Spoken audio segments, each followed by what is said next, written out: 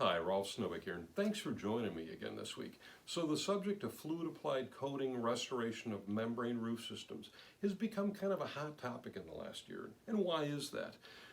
I can think of two primary reasons. Number one, building owners are concerned by the long lead time for conventional roofing materials brought on right now by the supply chain crisis.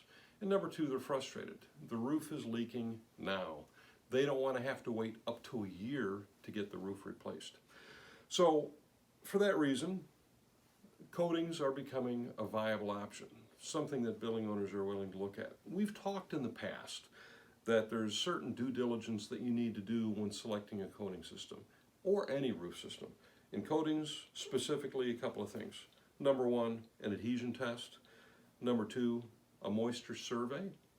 And number three, preparation of the roof, removal of wet insulation before you put the coating on. As far as the roof moisture surveys go, the most typical is an infrared scan. Now, why am I talking to you about this today? Well, actually, in the last couple of weeks, I've had a couple of conversations with building owners, and I was stunned to find out that they've been told by some contractors that a scan of the roof is not necessary, that they can coat over anything. I'm going to be a little bit funny here.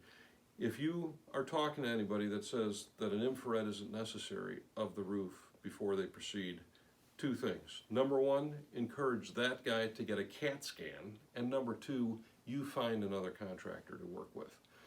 So, but why do the infrared? What's it all about? Basically, what it does is it's measuring the roof surface temperature, and if there's any wet areas, it's going to see those areas. The wet insulation has to be removed and replaced, dry insulation put in. Why infrared? It's the most typical. They tend to be fast. You can do them on the roof, either with a couple of workers, one using infrared, the other one marking out the areas on the roof so that the contractor can determine where the wet areas are and be able to remove those. They're very fast, they're very cost efficient.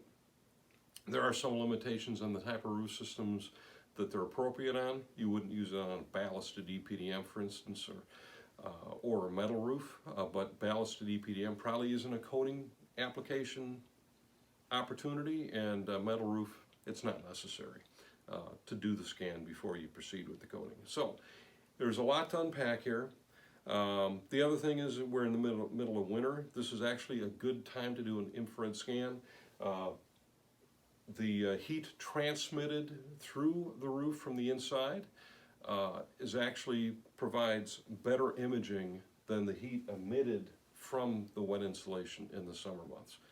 I'm getting too far into the weeds from a technical standpoint. But if any of this resonates with you, you'd like to know more about the technology and the whys and wherefores before you do a liquid coating option or any roofing option, let me know. My contact information is in this post. I'd look forward to the conversation.